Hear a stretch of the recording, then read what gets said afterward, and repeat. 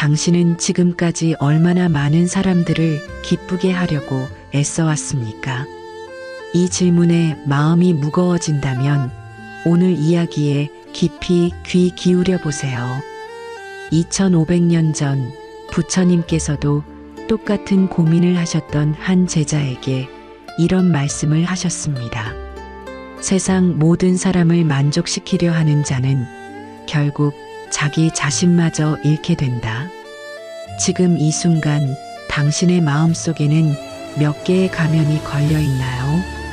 직장에서의 나, 가족 앞에서의 나, 친구들 앞에서의 나, 그리고 진짜 나는 과연 어디에 있을까요? 현대를 살아가는 우리는 마치 1000개의 얼굴을 가진 배우처럼 매 순간 타인이 원하는 모습으로 변신하려 애씁니다. 하지만 이것이야말로 가장 큰 착각이자 우리를 괴롭히는 근본적인 무명입니다. 부처님께서 깨달으신 진리 중 하나는 바로 이것입니다. 모든 존재는 각자의 업과 인연에 따라 살아간다. 그 누구도 다른 이의 완전한 만족을 책임질 수 없다. 그런데 왜 우리는 끊임없이 다른 사람들의 기대에 부응하려 할까요? 어릴 적부터 우리는 착한 아이가 되기 위해 자신의 진짜 마음을 숨기는 법을 배웠습니다. 부모님의 기대, 선생님의 칭찬, 친구들의 인정을 받기 위해 점점 자신의 본래 모습에서 멀어져 갔죠. 그리고 어른이 된 지금도 여전히 그 습관 속에서 살고 있습니다. 상사가 무리한 요구를 할 때 내라고 대답하고 친구가 도움을 요청할 때 내 상황은 뒤로 미루며 달려갑니다. 가족이 나에게 기대하는 모습이 있으면 내가 정말 원하는 것과 다르더라도 그 기대에 맞춰 살아가려 합니다. 이런 삶을 불교에서는 아상에 사로잡힌 삶이라고 부릅니다. 아상, 즉 내가 어떤 사람이어야 한다는 고정된 관념에 붙잡혀 진짜 자신을 잃어버린 상태 말입니다. 하지만 깊이 생각해 보세요. 당신이 아무리 완벽하게 행동해도 모든 사람이 만족할 수 있을까요? 어떤 사람은 당신이 너무 친절하다고 할 것이고 또 다른 사람은 너무 차갑다고 할 것입니다.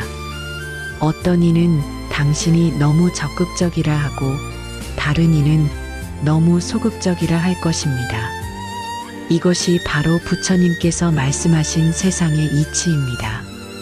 찬탄과 비난, 이익과 손실, 즐거움과 괴로움은 세상 사람들에게 언제나 따라다닌다. 현명한 사람은 이것들에 마음이 흔들리지 않는다. 그렇다면 우리는 어떻게 살아야 할까요? 타인의 기대라는 족쇄에서 벗어나 진정한 자유를 찾는 방법은 무엇일까요? 첫 번째로 자신의 마음을 깊이 들여다보는 시간을 가져야 합니다. 명상이나 고요한 성찰을 통해 지금 내가 하고 있는 이 행동이 진심에서 나오는 것인가 아니면 누군가의 시선을 의식한 것인가를 살펴보세요. 두 번째로 타인의 불만이나 비난을 두려워하지 마세요. 부처님께서도 당신의 생애 동안 수많은 비판과 반대에 직면하셨습니다. 어떤 사람들은 부처님을 허풍쟁이라고 했고 어떤 이들은 사회 질서를 어지럽히는 사람이라고 비난했습니다. 하지만 부처님은 흔들리지 않으셨습니다. 진리는 모든 사람에게 환영받지 않는다는 것을 아셨기 때문입니다. 세 번째로 진정한 자비가 무엇인지 깨달아야 합니다. 많은 사람들이 착각하는 것이 있습니다. 자비롭다는 것이 모든 사람의 요구에 예스라고 대답하는 것이라고 생각하죠. 하지만 진정한 자비는 때로는 아니요라고 말할 수 있는 용기에서 나옵니다. 상대방에게 진정으로 도움이 되는 것이 무엇인지 깊이 생각하고 그것이 거절이라면 단호하게 거절할 수 있는 지혜가 바로 자비입니다. 네 번째로 자신만의 가치관과 원칙을 명확히 세우세요. 부처님께서 제시하신 8정도를 기준으로 삼을 수도 있고 자신이 진정으로 소중히 여기는 가치들을 정리해 볼 수도 있습니다. 이런 내적 나침반이 있을 때 외부의 압력이나 기대에 휘둘리지 않고 중심을 잡을 수 있습니다. 다섯 번째로 완벽한 사람이 되려는 집착을 내려놓으세요. 불교에서 말하는 무아의 가르침이 바로 이것입니다. 고정된 나라는 것은 애초에 존재하지 않습니다. 우리는 매 순간 변화하고 성장하는 존재이며 완벽해야 한다는 압박감 자체가 허상입니다. 마지막으로 진정으로 당신을 이해하고 받아주는 사람들과의 관계를 소중히 하세요. 진짜 좋은 인연은 당신이 가면을 쓰지 않아도 당신의 약점과 한계를 보여줘도 곁에 머물러주는 사람들입니다. 이런 사람들 앞에서는 있는 그대로의 모습으로 살 수 있고 이것이야말로 진정한 행복의 기초가 됩니다. 타인의 기대라는 족쇄에서 벗어나는 것은 이기적인 행위가 아닙니다. 오히려 자신을 제대로 사랑할 때 다른 사람들도 진정으로 사랑할 수 있게 됩니다. 가짜 친절보다는 진짜 관심을, 억지로 짓는 미소보다는 진심 어린 공감을 나누게 됩니다. 부처님께서 말씀하신 것처럼 자신을 사랑하는 것만큼 다른 이를 사랑하라는 가르침의 참뜻이 바로 여기에 있습니다. 오늘부터 작은 실천을 시작해 보세요. 하루에 한 번은 자신의 진짜 마음에 귀 기울이고 타인의 눈치를 보지 않고 솔직한 선택을 해보세요. 처음에는 어색하고 두려울 수 있습니다. 하지만 점점 자유로워지는 자신을 발견하게 될 것이고 그때 비로소 진정한 내면의 평화를 경험하게 될 것입니다. 현명한 사람은 모든 사람을 만족시키려 하지 않습니다. 대신 자신의 마음을 정직하게 바라보고 진정으로 가치 있는 것들을 위해 살아갑니다. 당신도 그런 현명한 사람이 될 수 있습니다. 화가 난 사람이 당신에게 소리를 지를 때 당신은 어떻게 반응하시나요?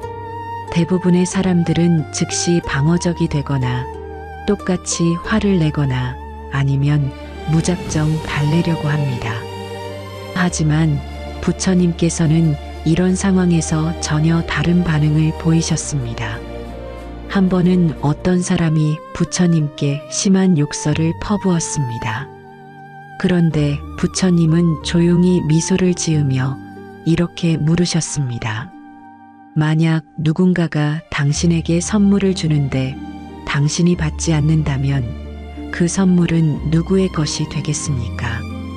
그 사람이 선물을 준 사람의 것이겠죠 라고 대답하자 부처님은 말씀하셨습니다. 그렇습니다. 당신의 분노와 욕설도 마찬가지입니다. 내가 받지 않으면 그것은 당신 것으로 남을 뿐입니다. 이 이야기는 우리에게 중요한 깨달음을 줍니다.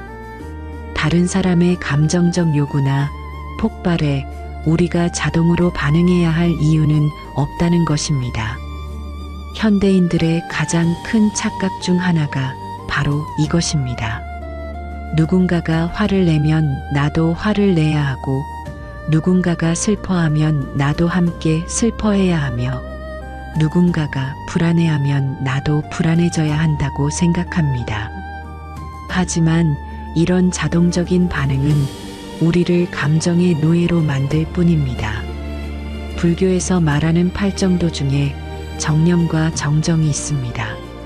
정념은 올바른 마음 챙김을, 정정은 올바른 집중을 의미합니다. 이 두 가지는 다른 사람의 감정적 폭풍 속에서도 자신의 중심을 잃지 않는 힘을 길러줍니다. 먼저 정념부터 살펴보겠습니다. 정념이란 지금 이 순간 자신의 마음 상태를 명확히 아는 것입니다. 누군가가 당신에게 짜증을 내거나 불합리한 요구를 할 때 즉시 반응하기 전에 잠시 멈춰 서세요. 지금 내 마음에서 무슨 일이 일어나고 있는가를 관찰해 보세요. 혹시 상대방의 감정에 자동으로 동조하고 있지는 않은지, 내 마음이 요동치고 있지는 않은지 살펴보는 것입니다. 이것만으로도 감정의 노예가 되는 것을 막을 수 있습니다. 다음으로 정정, 즉 올바른 집중입니다. 이것은 외부의 감정적 혼란 속에서도 자신의 평정심을 유지하는 능력입니다. 상대방이 아무리 흥분해도 나는 내 마음의 고요함을 지킬 수 있다는 확신을 갖는 것입니다. 이는 무관심이 아닙니다. 오히려 더 깊은 관심과 지혜에서 나오는 반응입니다. 감정적으로 동요된 상태에서는 진정으로 도움이 되는 말이나 행동을 할 수 없기 때문입니다. 부처님의 제자였던 사리불 존자의 이야기를 들어보세요. 어느 날 한 바라문이 사리불 존자를 시험해 보려고 갑자기 뺨을 때렸습니다.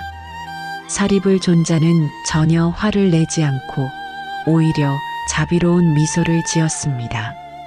그러자 그 바라문은 깊이 뉘우치며 사과했고 결국 부처님의 제자가 되었습니다.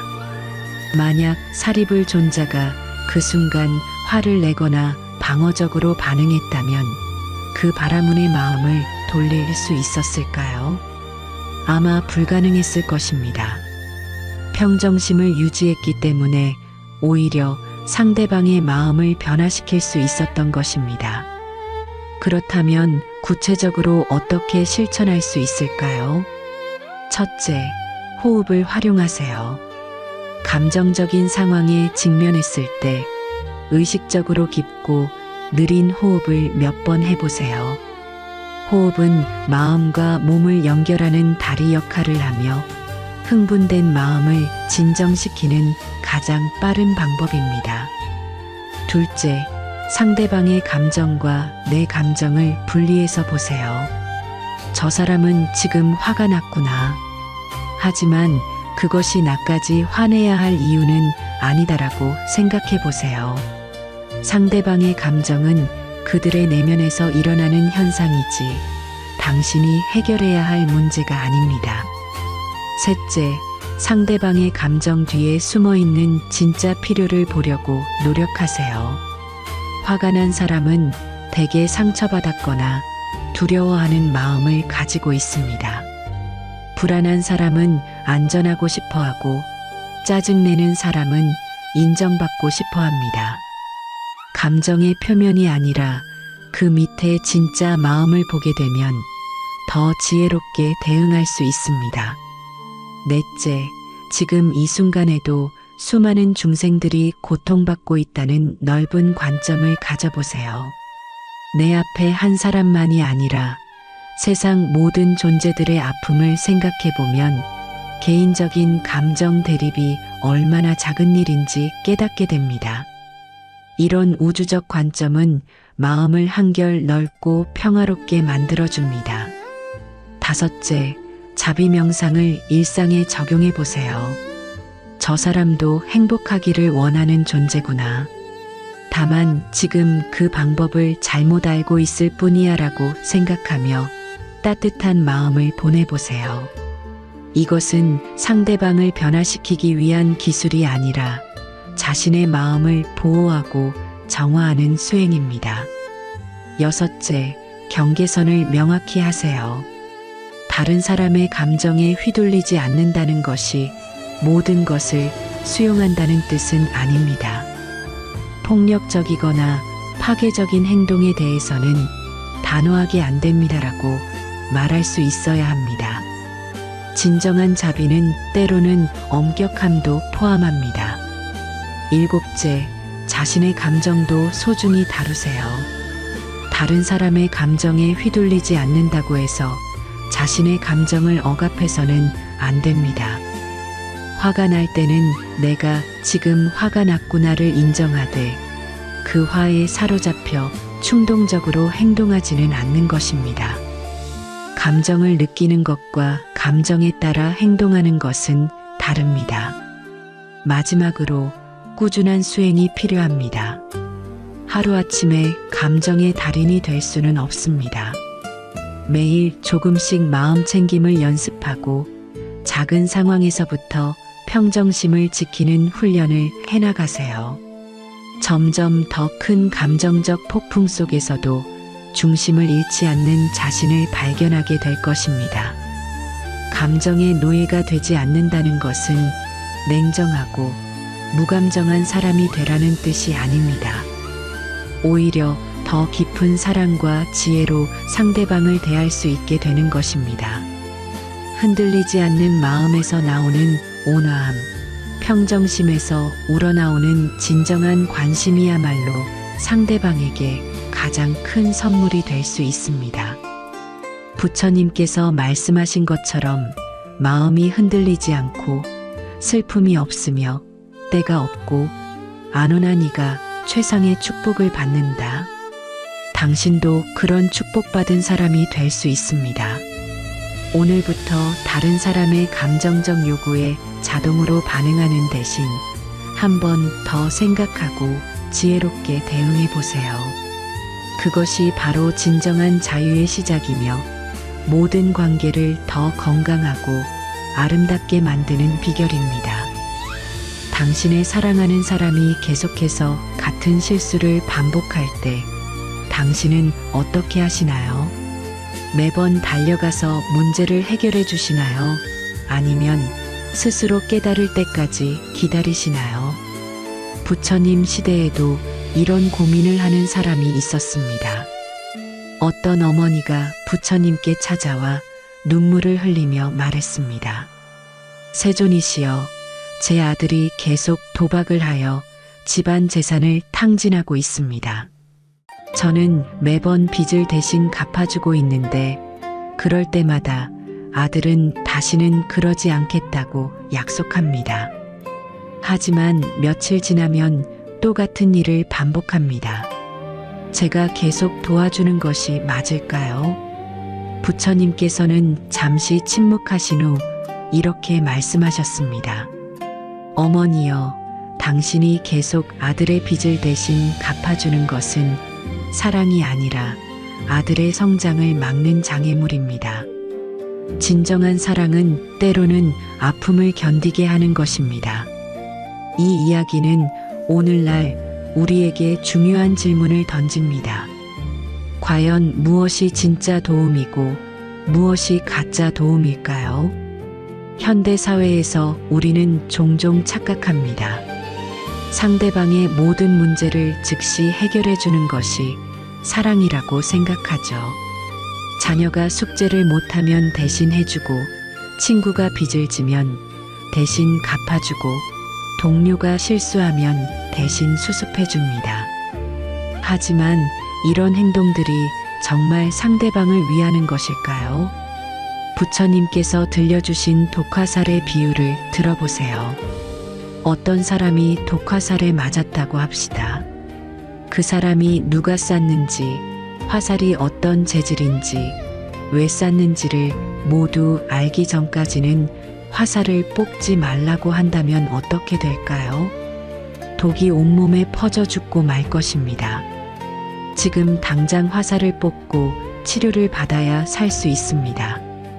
이 비유에서 독화살은 우리의 고통과 문제를, 화살을 뽑는 행위는 근본적인 해결을 의미합니다. 진짜 도움이란 당장의 고통을 덜어주는 것이 아니라 그 사람이 스스로 화살을 뽑을 수 있는 힘을 기를 수 있도록 돕는 것입니다. 가짜 도움의 특징들을 살펴보겠습니다.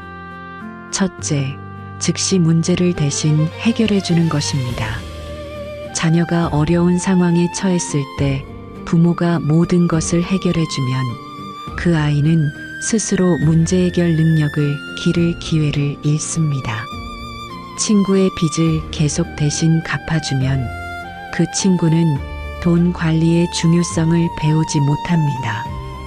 둘째, 상대방의 감정적 불편함을 즉시 달래주려는 것입니다.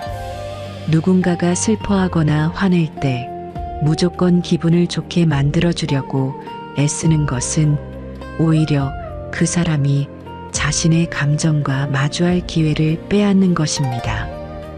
감정도 성장의 중요한 과정이기 때문입니다. 셋째, 상대방의 책임을 대신 지는 것입니다. 성인인 자녀의 모든 결정을 부모가 대신하거나 동료의 업무 실수를 계속 덮어주는 것은 그들이 책임감을 기를 기회를 박탈하는 것입니다. 넷째, 비판이나 조언 없이 무조건 수용하는 것입니다. 진정한 사랑은 때로는 쓴소리도 할 수 있어야 합니다.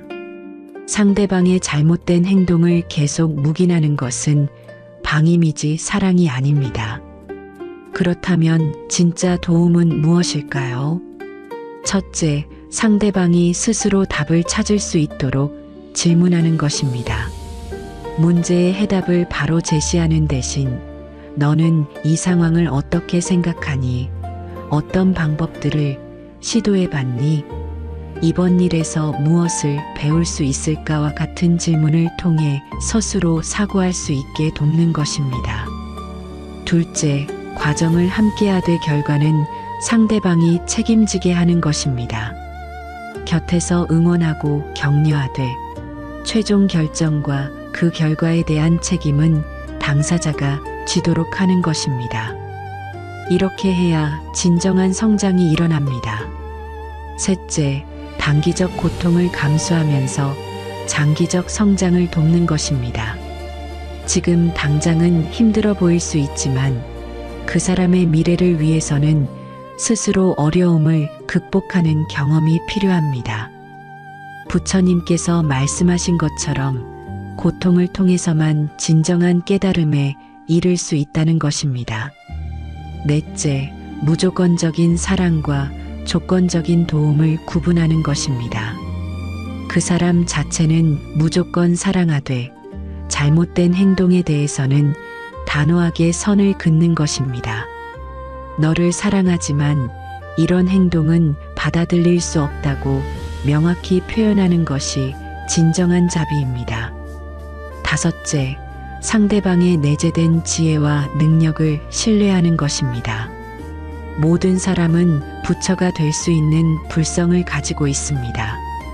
그 사람이 지금 당장은 어려워 보일지라도 언젠가는 스스로 깨달을 수 있다는 믿음을 갖는 것입니다.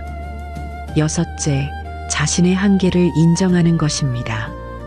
다른 사람의 인생을 완전히 대신 살아줄 수는 없습니다.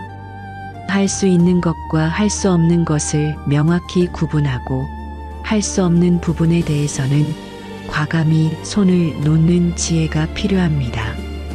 중도 사상의 관점에서 본다면 진정한 도움은 극단적인 개입도 극단적인 방임도 아닙니다. 상황과 상대방의 상태를 지혜롭게 파악하여 적절한 수준의 도움을 제공하는 것입니다. 어떤 때는 적극적으로 나서야 하고 어떤 때는 물러서서 지켜봐야 합니다. 어떤 때는 따뜻한 위로가 필요하고 어떤 때는 엄한 충고가 필요합니다.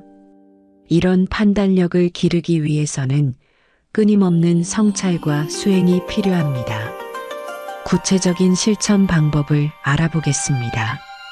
첫째, 도움을 요청받았을 때 즉시 반응하지 말고 잠시 생각해 보세요. 이 도움이 정말 이 사람에게 도움이 될까? 이것이 이 사람의 성장을 돕는 일일까를 자문해 보세요. 둘째, 물고기를 주는 대신 낚시하는 방법을 가르쳐 주세요. 문제 자체를 해결해 주는 것보다는 앞으로 비슷한 문제가 생겼을 때 스스로 해결할 수 있는 능력을 길러주는 것이 더 중요합니다. 셋째, 감정적으로 개입하지 말고 객관적인 시각을 유지하세요. 상대방의 고통을 보며 같이 괴로워하는 것보다는 냉정하게 상황을 분석하고 최선의 도움 방법을 찾는 것이 더 유익합니다. 넷째, 시간의 흐름을 신뢰하세요. 모든 문제를 지금 당장 해결해야 한다는 조급함을 버리고 상대방이 자연스럽게 깨달을 수 있는 시간을 주세요. 다섯째, 자신의 동기를 점검해 보세요. 혹시 상대방을 돕는다는 명목으로 자신의 우월감이나 통제욕을 충족시키려고 하는 것은 아닌지 솔직하게 살펴보세요. 진정한 도움은 자기 만족이 아니라 상대방의 성장을 위한 것이어야 합니다. 마지막으로 거절할 수 있는 용기를 기르세요.